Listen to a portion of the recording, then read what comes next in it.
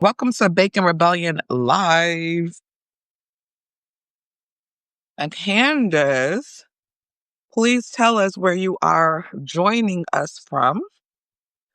And if you don't mind, and just put this in the chat box, who is your favorite character from Bacon's Rebellion 2026, darling?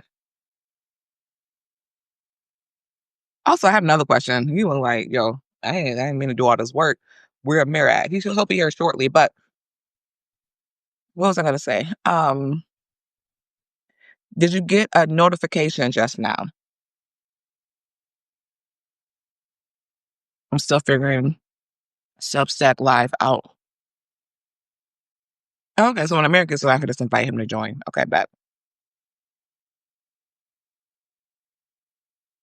It was 9:30 on the East Coast.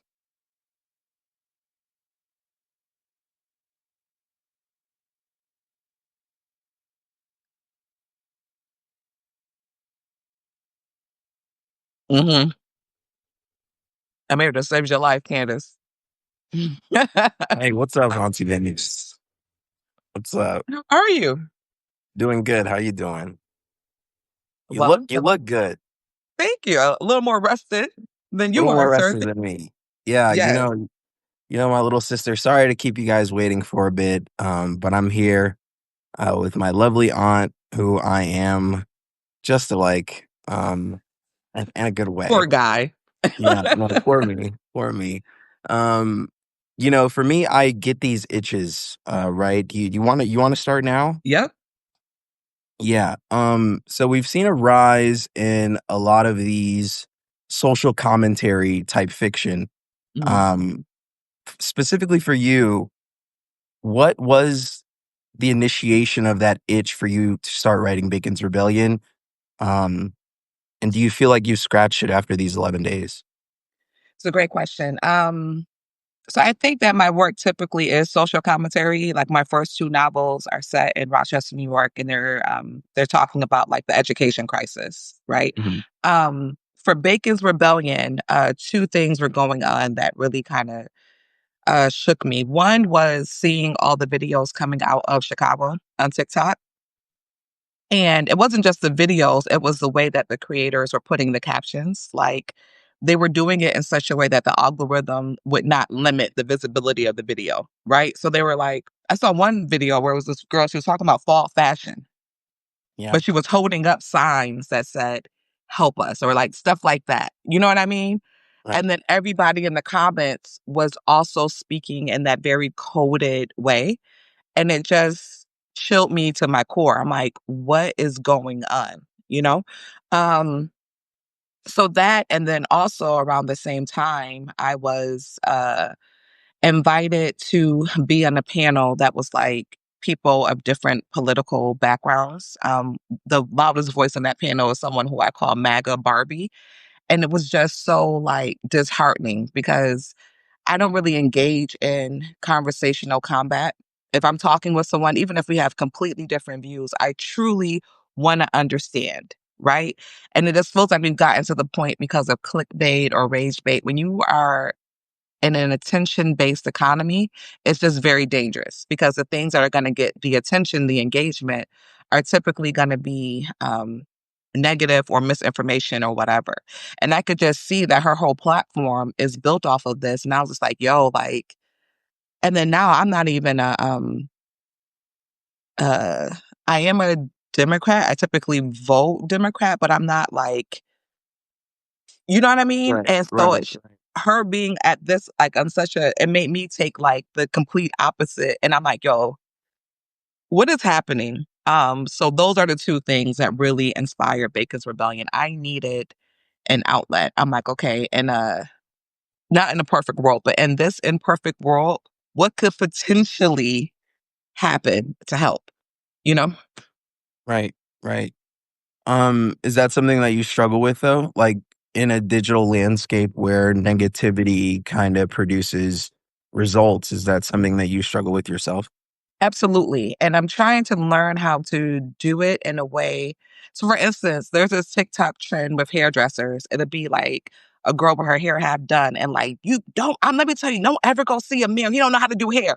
And then it'll be like the hairdresser punches her, like, right? Right. And then she comes back on screen with her hair fully done. Like, oh no, this. Right.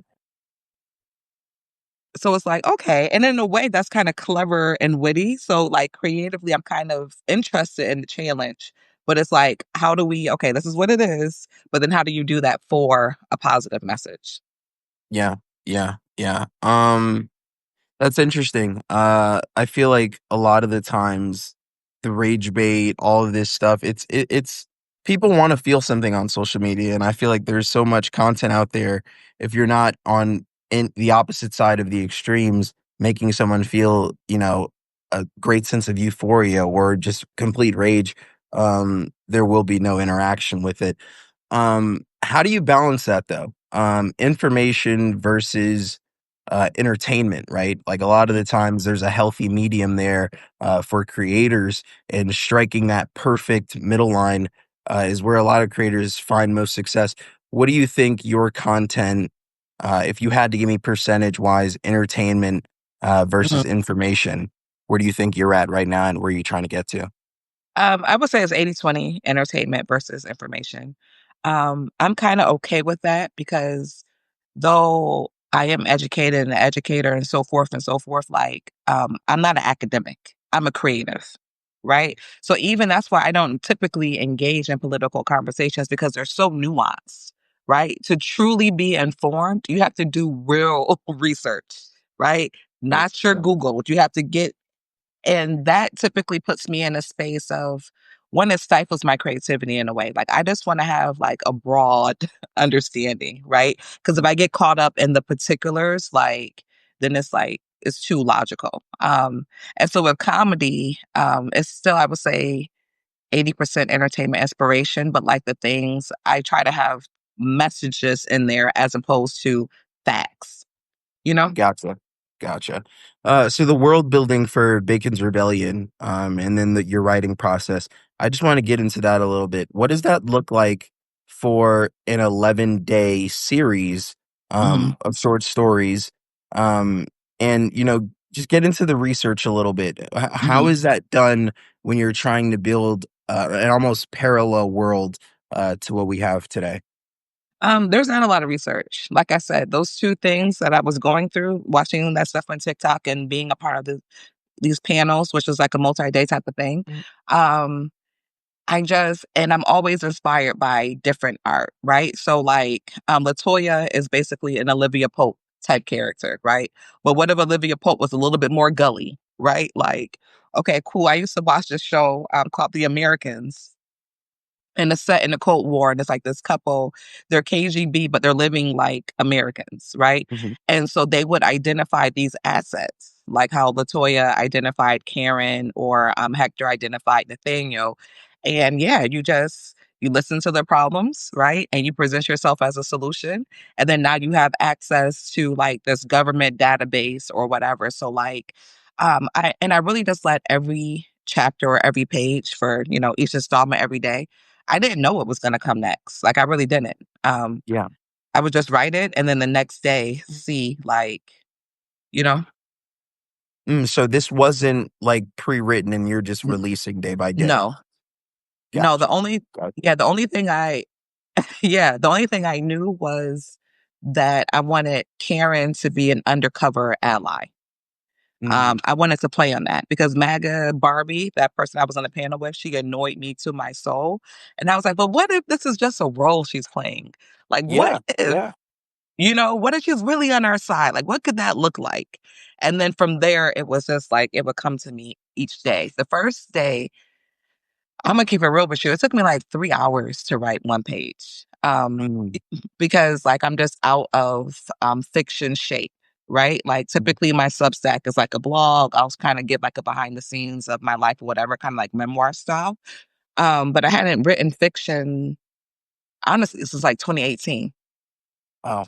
Yeah, but by the end of it, like it takes me 30 minutes. And so that's why it's like creatively, you just want to, I always say you just want to stay in writer shape, which is why I've kept my email list so robust over these 10 years, right?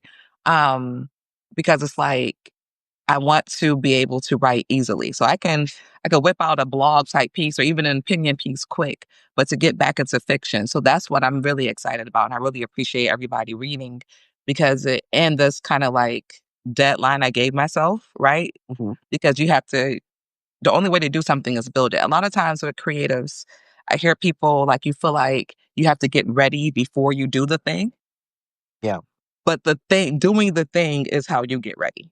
You know, like Mhm. I'm I'm going to a dance class tomorrow that's intermediate and advanced. I have no business in this dance class, Amir. Like, I feel like I'm like the special ed mascot because they all be like, yeah, yeah, keep coming. I'm like, because Right. now you feel like you have an alien in comparison to me, right? But Right. how Kinda will I like a Make-A-Wish kid. make a whiskey? Yeah. But how will I get better unless I'm dancing alongside the best, you know? Mhm. Mhm.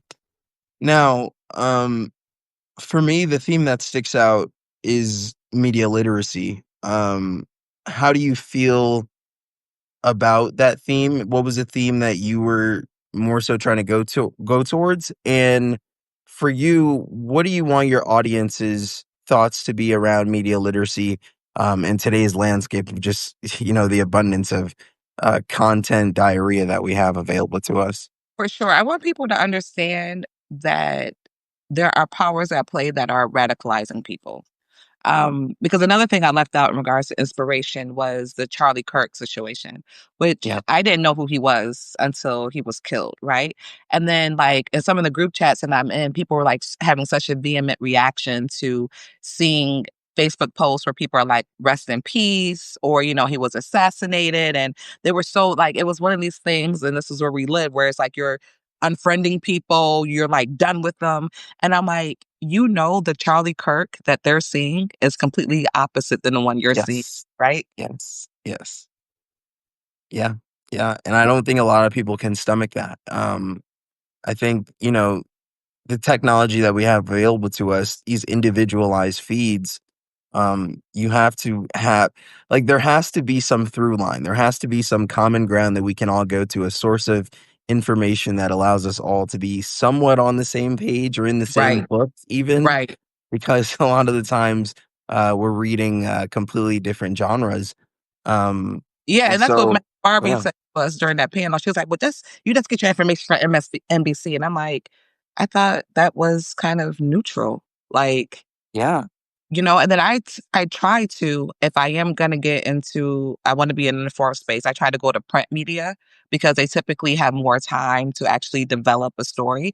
But the thing with America, and that's why it kinda just feels like Gotham. Like, you remember that one, like the Ra's Zoo, Batman movie, and like they want to destroy Gotham. They're like, it's too corrupt. It is, and but this kind of feels like how America is because if everything is privatized, once the press is profit based, mhm, our food is profit based, our medical industry is profit based. So nothing is like, oh, for the good of the people, it's for the good of dollars, right? right. Oh, I don't know of what are the neutral, like journalistic integrity sources that are like both sides agreeing, like, "Oh, okay."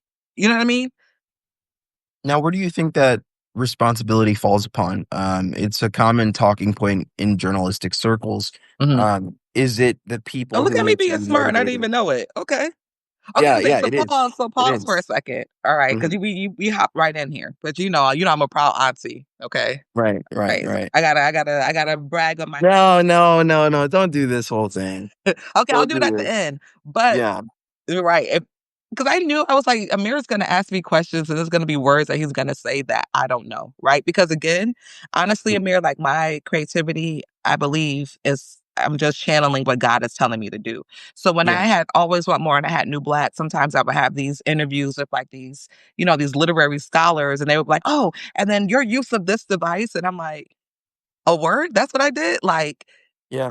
because so okay, so in the journalistic circles are having this conversation. Okay, tell me more. Yeah, they are.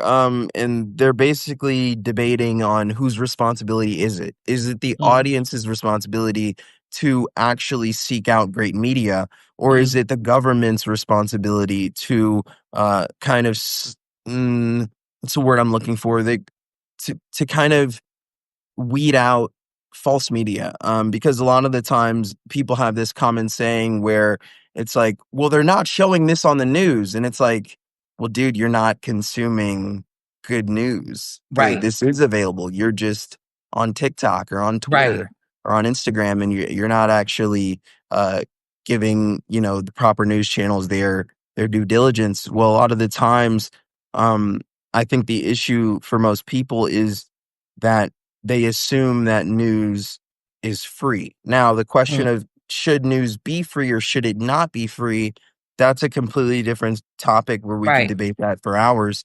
Um, but that assumption that all information should be free has led a lot of people to consume garbage media, honestly. right. Yeah, So for you, I want to know where you lie in that spectrum. Is it the responsibility of these major conglomerates and the government to get this stuff right, or is it a personal uh, responsibility for people to chase great sources? I think it's a personal responsibility because one, I don't trust the government to be the one to regulate the press, right? That's problematic in and of itself.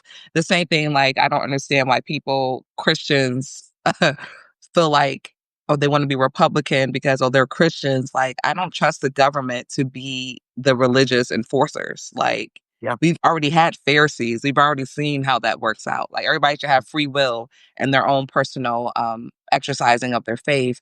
And then the major media conglomerates, or however you say that word, um, how are they going to do it if they are beholden to their shareholders, right? Like, um, and this is why, again, I live in a world of fiction, right? That's why I had to write this story because I don't see a solution. And this is why I also don't understand how people are atheists or whatever, because it's like, you got to believe in something. Because if you believe in people, we believe in this world, like, I really don't see a way out. Um, and maybe people felt like this, like during uh, the missile crisis or whatever, right? And somehow we get through it, but we do know that every empire does end, right? Right. Um, so that's kind of a nihilistic answer, but yeah. Yeah, I mean, it's a topic that kind of always leads back to nihilism. Right. Now, for you, how do you feel like this story has affected you as a writer? Do you feel like these 11 days, uh, did you get what you wanted to get out of it? Yeah, I think not as a writer, but as a person. Mhm. Um, because that, like you said, it's easy to give into nihilism, but it was like, well, at least I could create something, right? Like that whole alchemy of art. Um, and then I posed that question too for the readers, like taking this 11-day journey. Many of so I had like a thousand subscribers or whatever, and like each chapter, each installment was getting, I would say, like around 400 like reads, right? But a lot of these people who are on this list know me from comedy, so I know they're like, "What the fuck is this?" Like, Yeah. you know what I mean? So I am curious as to what was the like, what did the reader get out of it? But for me, I needed the outlet. You know, I needed to hope that even, I don't know if I trust Latoya or the rapper, and I don't even remember his name because again, these things were just coming to me each day, right? But the billionaire rapper who was like funding her. But I would like to believe that there's somebody pulling the strings whose values are closer to ours, you know? Mhm. Mhm. Now, in terms of creation today, I know for you, you've embraced AI integration. Hmm. You feel like that's where content is trending towards? And do you feel like, at this point, let me stop right there. Do you feel like that's where Yeah. content is trending And towards? it's like, what is it? Once the horse is off the stable, like, what are you going to do? You Yeah. know, and for me, because we talked about this in regards to the images and using AI generated art. So when Bacon's Rebellion is made into a novel or a TV show or a movie, right? Because I do feel like something more is going to come from this, right? Mhm. Um, so then there's going to be funding, all right? I'm going to work with somebody to generate images if we even decide to go that route. But right now, as I'm just doing it as an outlet, right? Like, Right. having the image there even kind of kept me going, right? Because it's like, okay, I'm gonna write a page and then I want to see what Keisha, and shout out to my chat GPT, her name is Keisha, because she is overqualified and underpaid, like most Black women are. um, but I wanted to see what image she was gonna make, you know? Yeah, yeah, that makes total sense. I know me and you wanted to talk off live about that, but I was Yeah. interested to hear your thoughts, and you always have such an interesting perspective. It kind of makes me shift my mindset towards things because, usually kids my age, they're just like so against it.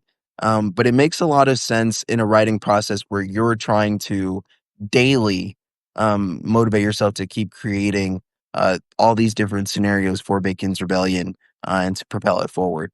And like I said before, this is like such a reminder of me, of some of the great content that we're getting. And Mm, for you, tapping into something that you've done before, which is social commentary through fiction, I think it just matches your entire mindset, mm, even as a comedian, right? That's kind of your job to be the social commentary squire of this world. And so, I think it taps into that same skill set that you have. Now, you talked a little bit about in your last answer about what you think's next for this specific story. I want to get into that after, but what do you think's next for Substack and your subscribers here? mm. So I'm new on Substack. It's been maybe 2 or 3 months. I Mhm, I I imported my subscribers from Mailchimp. I was paying for Mailchimp, and then on Substack is free, and then 2, there's, people who really wanna support the work can upgrade to a paid subscription, right? So I do have mhm, paid subscribers, and I truly appreciate you guys. What's interesting for me, so with MailChimp, you get more data on who's opening, right? So, and it wasn't just the creating every day, but it was also the publishing every day, right? mhm. Because even preparing for this conversation, I kind of looked back at some of the chapters. I'm like, yo, it's wild typos. Like, you know what I mean? Um, but it's like, it's a first draft. Like, um, but I don't know if I want my work to continue to live on Substack. Um, Mm, I like the fact that it's there and other people outside of my subscribers can access it, right? yeah, I also like the fact of having the analytics for, let's say, a publishing house or an agent or whatever, right? To be able to say, okay, this story, because we know that, well, most people don't know, but only 6% of all published books sell more than 1,000 copies. Okay. wow. So when we have this whole idea of what it really means to be a bestseller, of course, you have crazy wild hits, right? But there's probably tens of thousands, if not hundreds of thousands of books being published every year. Only 6% of those are going to sell more than 1,000 copies. So I'm a hood bestseller because always want more is sold 1,000. So, um, and then with this, it's Yeah, like I've already gotten, like I said, on average 400 readers for each chapter. Like, yeah, so these are yeah, the type of things that can move the needle. What was a bit different for me is when my list was on MailChimp, I could see who was reading each email. yeah. With Substack, I just see the figures. I don't know. You know what I mean? And Kinda like also, Instagram is. say it again. Kinda like Instagram, like the analytics Exactly. there. Yeah, Exactly. Yeah. And then when I was sending stuff from MailChimp, somebody could reply. They'll get the email, they can reply, and it comes right to me. When I'm right. sending through Substack, you cannot reply to the email.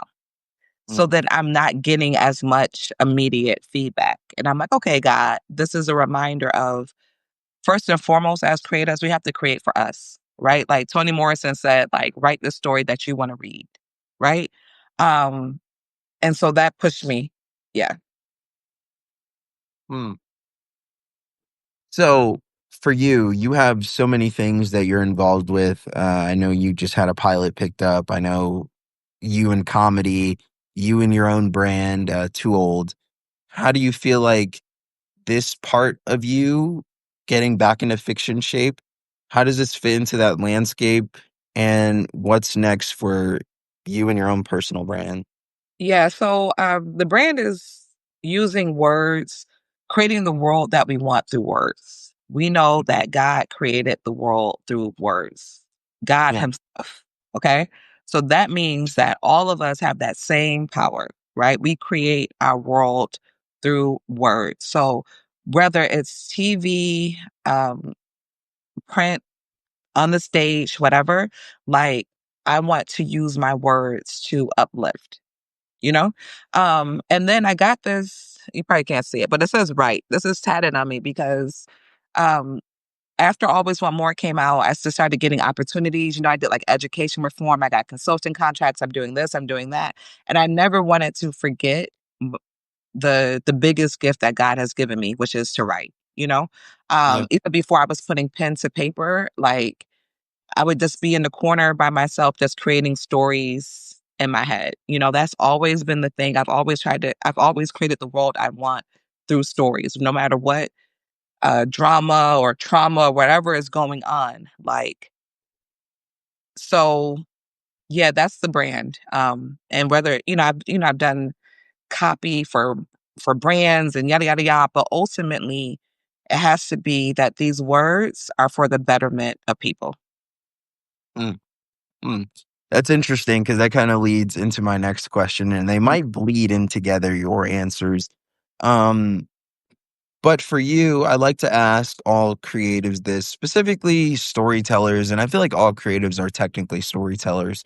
Yes. Um, we have this thing, it's like a Stanislavski thing, where, See, this is every the portion character. I don't know. Is this the No, no, no, no, I think I've asked you this before, but I wanna ask you it on camera. okay. Um, there's this like characters in every novel, any good novel, and any good piece of media, they all have objectives, right? Now they have Mhm. sub objectives, right? And these objectives are what push the story forward and create action, right? And so the sub objective is what you're doing in the moment, and the character's super objective is ultimately what they want to accomplish by the end of said story, right? And so every action that this character takes should Is he so drive them smart? Isn't my towards nephew so handsome and so smart? Okay, keep going. it honestly makes okay, thanks. It should drive them towards that super objective, right? Yeah. And so in a great story, every action that character takes is constantly driving them towards that end super objective. Now, I see people as characters too. So now for you, what is your super objective in your career right now? Mm. And what are the next sub objectives that people should be looking forward to you um, in those steps to Mm. take towards it?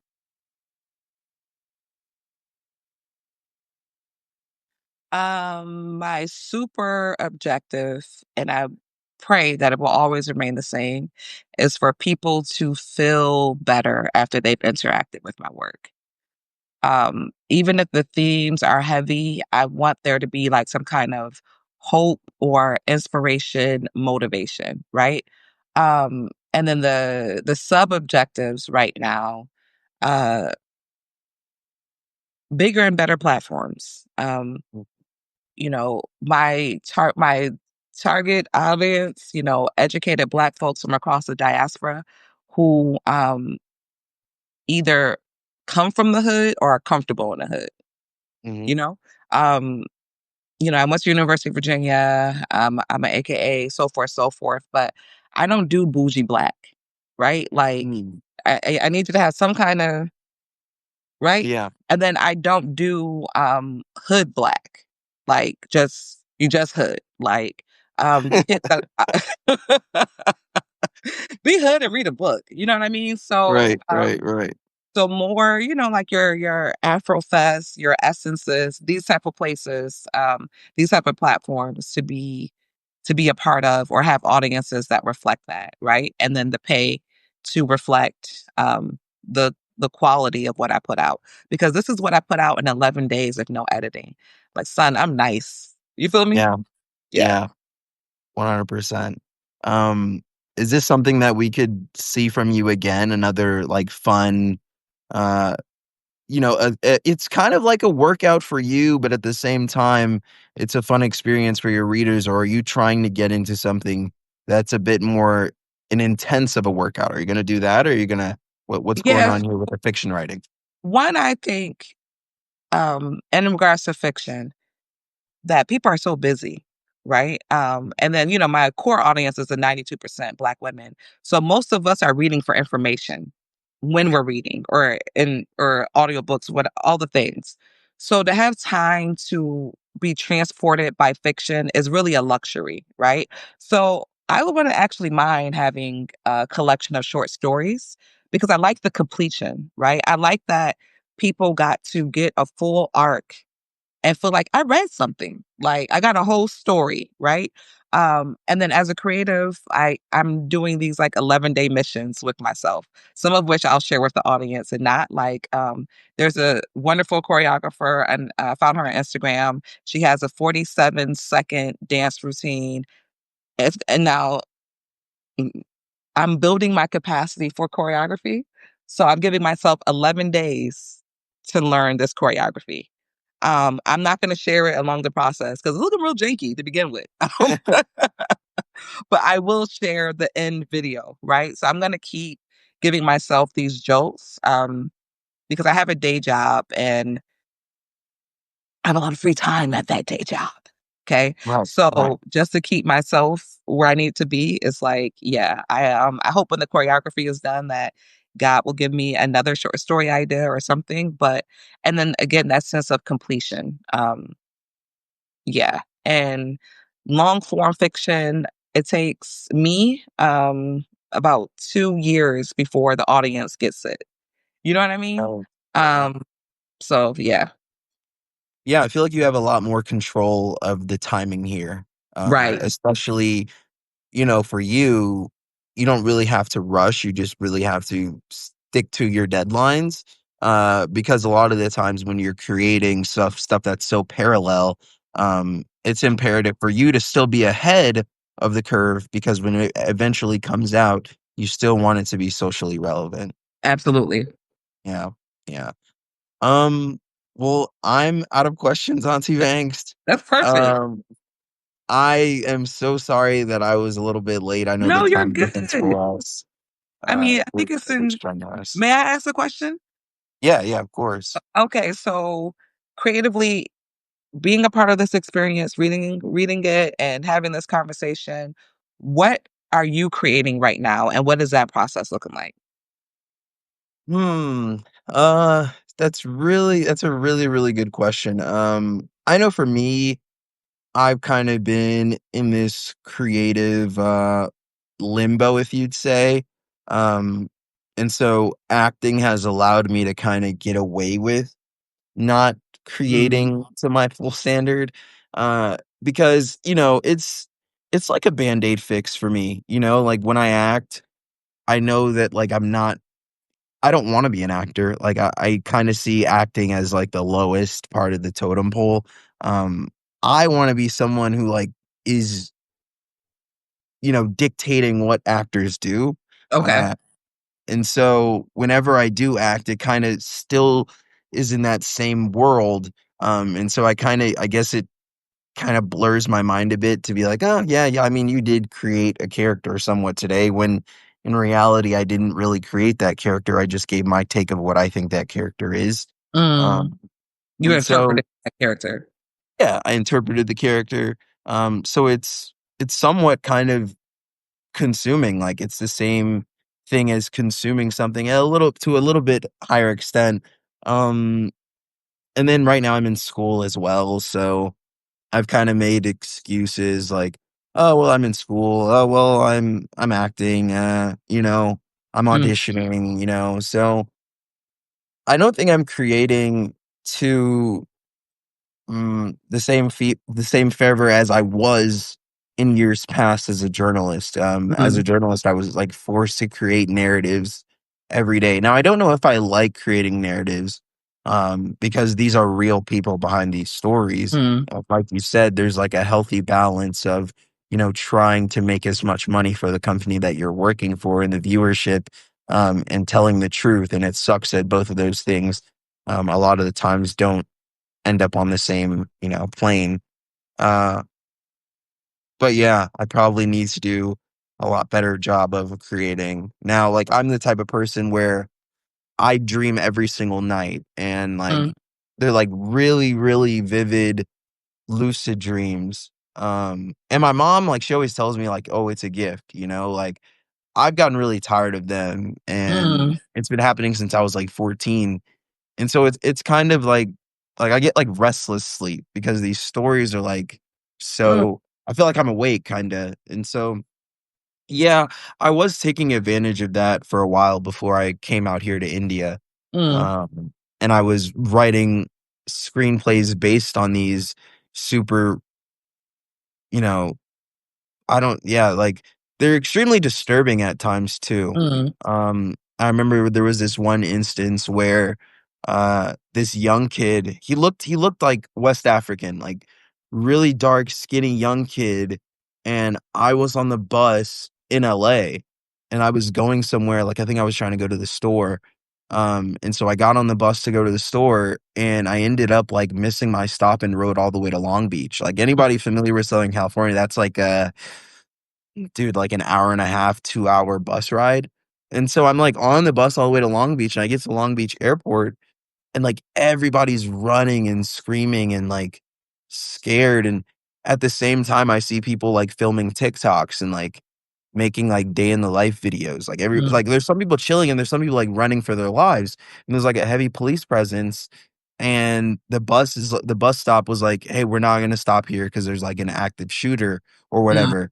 And so at the next bus stop, this kid gets on with like a hoodie, and he comes up to me and he's like, "Hey, what's your name?" And then I was like, "Oh, my name's Amir." And then he was like, "Okay, you should get off the bus." And I was like, "What are you talking about? Like, I'm not getting off the bus, bro. Like, I got to get back to LA." Like, I just ignore him like he's like some homeless guy or whatever, right? yeah, And the next guy next to me, like, he just pulls out a gun and shoots him, and he just starts shooting everybody in the bus. Um, and then eventually, like, I, like, run to the front of the bus with a couple of people, and he's, like, shooting people in front of me that are, like, essentially, like, human shields.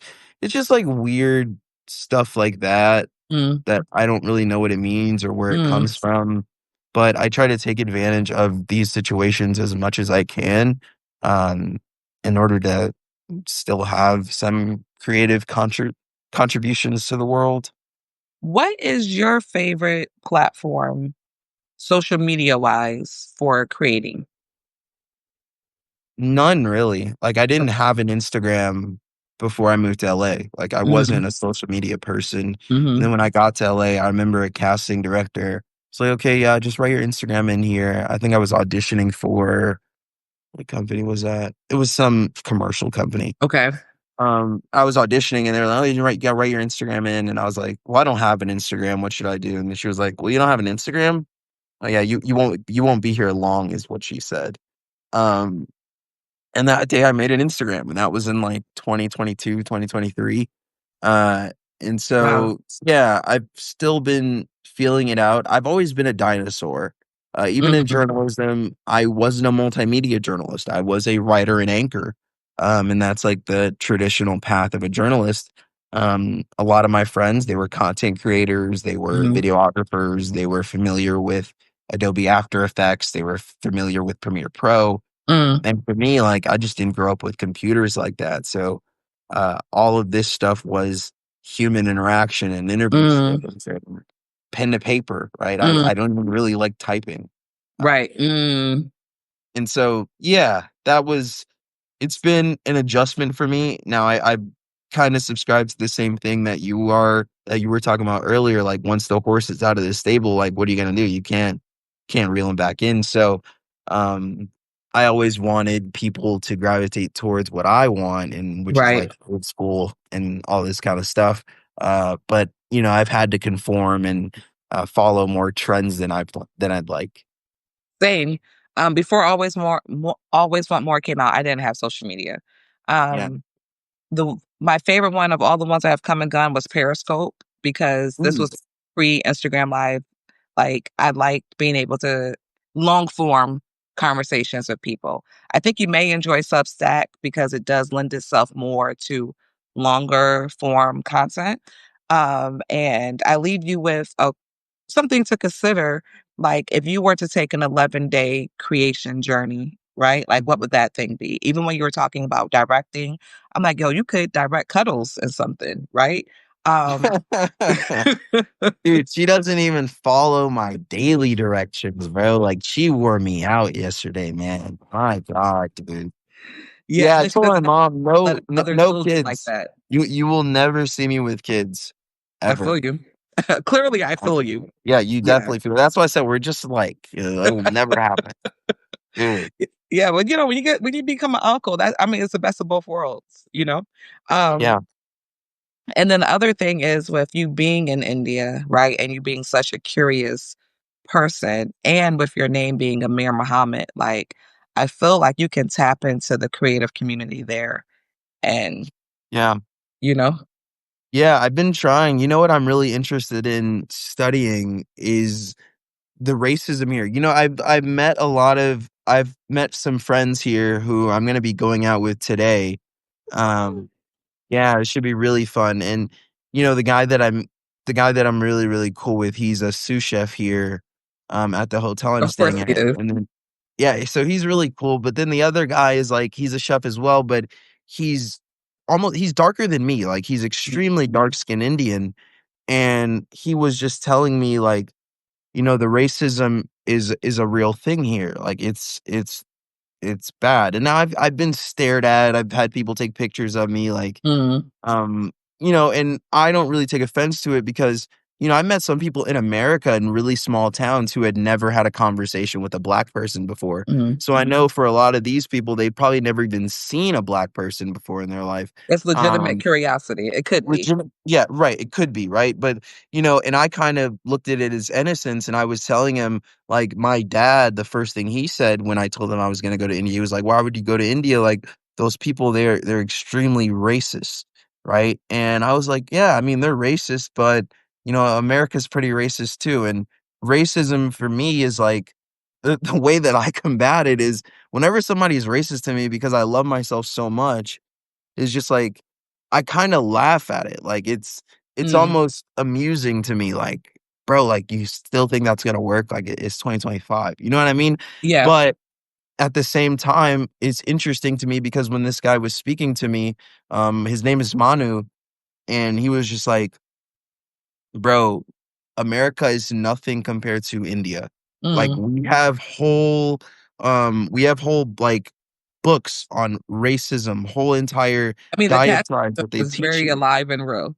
Yeah, yeah, yeah, and he said that's what they literally, I forgot the word that he used, but they have, like, prophecies, and they have all of these texts about racism and how it should be executed, and so I was interested in diving into that, and I know the other guy that I met, his name is Bimal, and Bimal is, like he's a fair-skinned, Indian man, Mhm. and for him, he would say, "Yeah, back in my hometown, they would call me black because," and I'm like, "Dude, like, he's like Steph Curry's color." You know what Mm, I mean? But mhm. it's like it's insane because you'll see these really, really fair-skinned Indians, and they're the ones who are models, and they're the ones who are Mhm. the actors, and they're the ones who are, being promoted in advertisement, That's the beauty standard. right, that's the beauty standard here, and I've seen, like, a lot of it, you can tell is clearly edited for Mm, them to look lighter, mm, um, and so, yeah, it's really, really interesting, um, but overall, like, I've been treated extremely well, and now, I wanna go to places, where I'm, not giving them money, yeah. to kinda see, how I'd be treated in those circumstances. Um, yeah, I wanna go to more rural places, Yeah, especially more in the non-transactional jungle. interaction. Right, not a transactional, interaction, so I think on Substack I think that'd be good for me to create. Now, what I'm trying to scratch right now is, like, that video thing. Yeah. Like, I don't really like seeing myself on camera Mm, all that much. mm, Um, but, yeah, I'm trying to be more, tapped into that and, um video and image centric, right? mm, So taking people along with me on this trip, mm, in order to really see, what's going on here. I also wanted to dispel a lot of, like, the American and social media stereotypes that is, produced and shown about India. Now, a Mhm. lot of that content is self-produced by Indians. It's like rage bait, like you were saying before, Mhm. like these Indian content creators, specifically in North India. Right now I'm in South India, but in North India, you'll see these street vendors and they'll have these super unhygienic standards, and Mm. a lot of these Americans genuinely are tricked, and they think that this is actually how food is prepared with their Mm. feet, and they're spitting in the food and all this extra shit. But they're doing it because the comments are going crazy, and these Indian guys wanna make a buck off Instagram or Twitter, and so they're just making bullshit content, and, it deteriorates the view of their country in a Western, centric world. But when you come here, you can see that a lot of those stereotypes aren't real. Mm. Um, and so that's been a cool experience for me to see, and something that I want people, who follow me to see as well. Yeah, just now my mind went to, again, how we were talking about how you could flip it, right? Like, you're like, "Oh, let me show you this bullshit about India," and then you show us, like, the most utopic, you know what Right, I mean? right, right, right, right. See, but that's like, and that's what's so hard for me and you, like, I hate that, like, I hate that we have to do that. It's Yeah, really creative, and I tip my hat to the people who came up with it, right. but the fact that it's being followed by so many other people, Yeah, yeah, it's just like, what can I trust? You know what I mean? Like, and right. I'm a person who tries to build the connections with the people that are close to me, and I consider the people who follow me close to me. Like, Mhm, I don't give out my Instagram, like, "Oh, follow me on Instagram." Like, I don't plug myself a bunch. Like, mhm. it's really just my friends. Um, and it's because, like, I think the reason that people are friends with me is because I am just 100% honest. Like, I wanna The be honest sincerity. with my friends. Yeah, I wanna be genuine with my friends. Um, and it's like a balancing act between being genuine and being, relevant, I guess. Right, but if anybody can figure it out, it's us. Yeah. Um, and then I have one last question for you. Because I was thinking about this today. Like, I know myself when I travel abroad, and I haven't had the luxury of being able to stay in a place as long as what you're doing. Like, you're actually living there, right? Right. Does your spirit feel lighter than it does in America? And then what was it like reading this like commentary on what's happening in the States while Mhm. being abroad? Um, I was grateful to be going abroad during, this time Mhm, in the United States. Uh, but as far as my spirit, there are definitely situations where, things kind of irk me a bit here. Uh, as you know, like, we are, like, as Christians, I'm a Christian, if anybody didn't know. But as Christians, we are, monotheistic, right? mhm, And so these people here, they serve, a lot of the times the Hindus, they serve many gods. Like, there are so many gods. And in the Bible, it talks about shrines that are made to these gods in foreign mhm, lands. mhm, Um, and all these different statues and sculptures, and I mean, they're everywhere, dude. Like, there's mhm, this huge one that's, like, on the way to my sister's school that she's going to now, and it's this giant, it is beautiful to the eye if you didn't, mhm, know what it was, mhm, but it's this giant, like, colorful sculpture, and I don't know what material it's made out of. I haven't gone close enough to it, but I remember showing my friends it, and they were like, "Bro, don't go next to that." Like, and mhm, it's all these different Hindu gods, like, mhm, and there's hundreds of them, hundreds of these gods. Um, and I remember talking to somebody, and they were telling me how, you have to, when you pray in Hinduism, you have to, like, touch the fire. Like, they have a lit fire in there, like, in these, uh, I don't I think they call them, uh Like, they're places of worship, like the equivalent of yeah, they're places of worship, but okay. they use a specific word, but they have to touch the fire 3 times for any of their prayers to be heard, and that was Mm. just like, I don't know, it's different, um, and, I'm not here to judge Evangelize people. and you respect Yeah. it. I also respect think it for what it is. Yeah, right. exactly, like, all the And political correct. also it's in conflict with what your faith system is.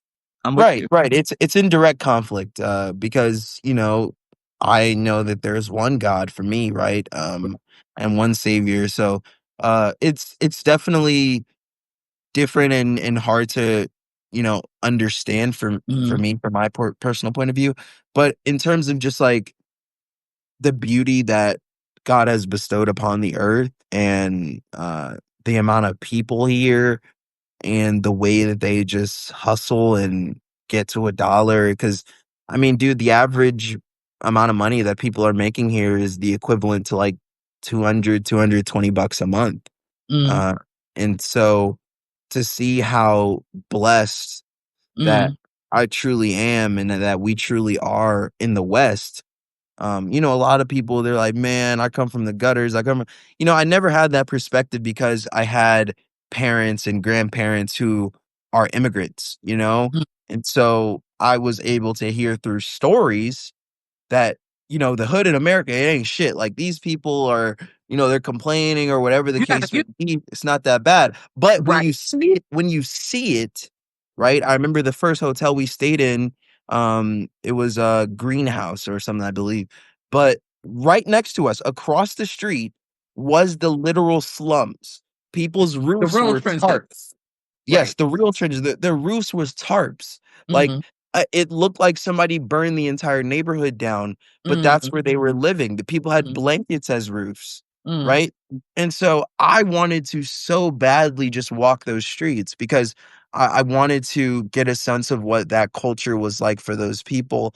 And also just to, you know, play sports with them. Like, I saw some kids playing cricket down there. I saw some Mm, of them playing soccer, and I just wanted to, play and be a part of their world and kind of, like, offer a Western perspective on how to play these sports, see if I'm any good at them. I was really curious, but at the same time, I know that's dangerous because it's a lot of the times what, privileged people do in America. They're right, curious. right, They wanna see what it is like to be in Cabrini Green or O Block or whatever the right, case may be. right. So I know it's wrong and I know it's dangerous, but it's a natural tendency to have from a Yeah, to place be of privilege. voyeuristic in that way. Yeah. Right. Right. And I didn't wanna pity anybody. Like, I didn't wanna go down there being like, "Oh my god," Right. or just put a camera in their fucking face, you know? I really wanted to go down there by myself just to experience it. I know that's still weird and wrong, but yeah, it's given me Or perspective. wrong. I think that there is an appreciation that's there, right? And these areas of whatever country, because everything is relative, right? Poverty is looks different, Yeah. but what we know, which is again why I said my target audience has to either have a direct connect with the hood or be comfortable there, that there's a certain level of life, excitement, unpretentiousness, sincerity, culture, like vibe. There's a vibe Yes. that you're not gonna find in other segments of society, you know? Yeah, 100%. And it's just like, I just love looking people in the eyes. Like, Mm, it's beautiful because we're all created in the image, right? And so, right. like, whenever I see people from different backgrounds, from different, social and economic standpoints, like, it's so interesting to me how we can be so different, but, like, so it's so cliche, but we're the exact same. Like, I can look directly into your eyes and, like, even if you have nothing, like, you have so much power as a human. Mhm, And so, yeah, like, I wanted to see that. Um, yeah, it's given me that perspective, and I've definitely been closer with God as I've been here because I felt like I've been protected. I felt like I've mhm, been a lot more productive, and I was able to, kinda pause mm, the rat race that acting is, for a bit and kinda just step back, work on myself, um, further myself in education as well, and then also just further myself in life experience. This was mhm. a once in a lifetime opportunity for me. Well, at least I hope not. Maybe I'll do this a lot more. Yeah, I think you will. Um but yeah, I've really enjoyed it. I could see myself, I told people this the first week. My friend Dewan's hilarious. He's a complete opposite of me. He's an investment banker. He lives in New York, Mm, so he's like super cynical and always like thinking of the risk, I guess. But Mhm. I was telling him, like, dude, I could live here. Like, I could legit live here. He was like, man, talk to me in about 4 months, man. Let me know if you could live here. He's just always an asshole. But yeah, I really do. I've been here 2.5, almost 3 weeks now. I still think that I could live here, even if it wasn't in this cushy Mm, hotel. You mm. know what I mean? Yeah, it's been a great experience. I can't wait for you to go to church, and I just know church are gotta be lit for all the things that we've Yeah. just been describing, right? They're on fire. They are Right. on fire, I bet. My Y God, yes. yeah, And yeah. there's a strong Christian, community here. I know. I remember yeah, and especially in South India. I remember in LA, I was going to church, uh literally 3 blocks away from my apartment, and it Mm, was an all Filipino church, and it mm, was one of the greatest experiences I've ever had in church because it was such a small church that I saw exactly where my tides were going to, mm, and I had an ability to share those tides directly with the community, mm, through volunteering. So I'm and that was because, LA has a very high homeless population, and so we mm, were able to help out with that. Now here, the homeless population isn't as high, because there is no drugs here, right? It's mm, gonna be hard to get drugs. mm. But at the same Yes. time, there is high poverty rate here, of course, Right. right? It's a third world country. So seeing I really wanna go to a small, small church and Mm, be able to directly see, how that church is contributing, to that poverty crisis here in India. mm. I can't wait to see what you create, whether it's video, whether it's words, whatever. Just Yeah, keep I'm trying to creating. get out of, like, feeling guilty about recording, trying to be more discreet. I'm trying to get some Meta glasses here, but, Yeah. um, yeah, I don't even know if that a lot of that shit should be recorded, I hate that homeless content. Like, Yeah, I yeah. I I I feel you can't on that. stand it. So, probably wouldn't record that, but a Right. lot I of the wouldn't fun for that. stuff I'll record. I agree with Yeah. you. Yeah. But you can definitely share your insights with us. Yeah, yeah, and share, like, the great parts about a church, right? Without shoving the camera into somebody's face who's in a really bad spot. Absolutely. But only you could flip an interview and do a better interview than I did. So no, seriously, and, I wanna end on this for you, Auntie Banks. Mm, Um, you talked about not having kids, right? mm, Um, do you feel like that has heightened your made you more on fire to inspire youth, seeing as mm, you don't have that direct mm. responsibility to inspire a child? Yeah, I feel yes. Yes is a short answer. I also feel like I have been blessed with kids. I started teaching at 21. Right. Um, and so when kids would call me mom, I leaned into that because it's like, yeah, I'm not your fucking friend. You see me in the classroom. You already know. And I was like grandpa, like it's very strict. I mean, gonna have fun, but this we're leaving with the strict, right? And Right. so when, kids started calling me mom, I really leaned into that. So even here in Houston, I have a daughter. Like I taught her when she was 14 and she's now Mhm. 32. You know what I Right. mean? And Right. she's pregnant. And so we were talking the other day and I'm like, yo, I'm about to be a grandma. Like, and it's not like it's real. You know what I mean? And she doesn't have any family down here either. And she was just like, yo, and I tell my people back home, like, I'm so glad my mama's here. You know what I mean? Mm. So it has made me like very intentional about young people. And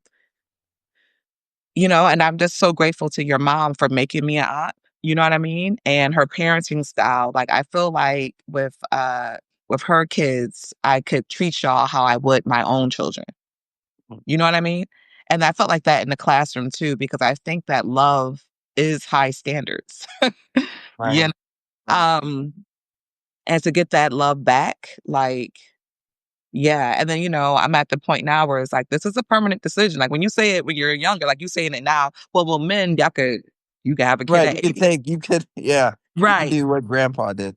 right, exactly. But for me, it's like, okay, you sure? And it's like, yeah, because I like being able to kind of subsidize people's, you know, Yeah.